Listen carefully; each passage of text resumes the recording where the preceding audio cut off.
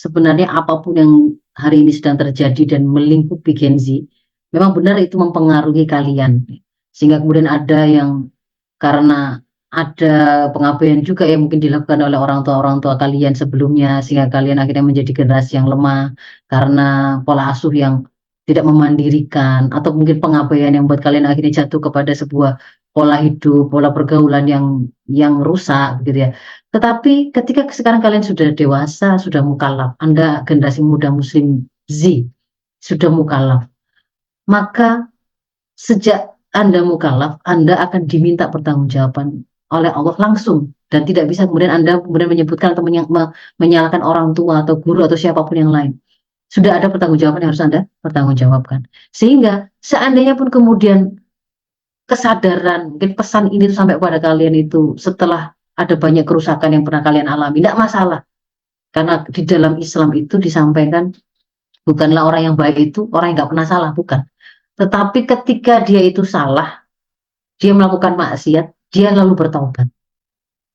Bertaubat, berhenti seketika dari melakukan kemaksiatan serupa, dia berjanji berazam tidak akan mengulanginya lagi, dia menyesali, dan kalau di situ ada hak Adam yang terabaikan atau terampas, harus dimintakan ridhonya. Sebaliknya pada saat yang sama orang tua dari Gen Z, ketika kemudian menyadari bahwa anak saya akhirnya dia kecanduan gadget, itu bagaimanapun juga ada andil saya, misalnya begitu. Baru menyadari sekarang, taubat. Jadi seruan taubatan nasuh atas kesalahan atau kemaksiatan kita lakukan di masa lalu itu kepada siapapun. Ya para pendidik dan guru-gurunya Gen Z, orang tua Gen Z maupun Gen Z-nya sendiri.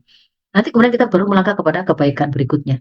Yang berikutnya adalah apapun yang terjadi menimpa kita, itu sebenarnya tidak akan mempengaruhi dan mengendalikan kita kalau kita itu menjadi pribadi yang kokoh, yang kuat.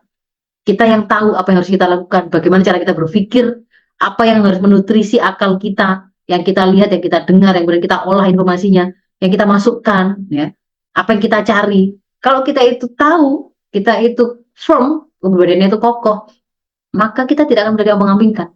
Dan kekokohan tadi sudah saya sampaikan, kekokohan itu berasal dari kunci awalnya itu adalah akar kepribadian kita, fondasi kepribadian kita itu adalah akidah Islam.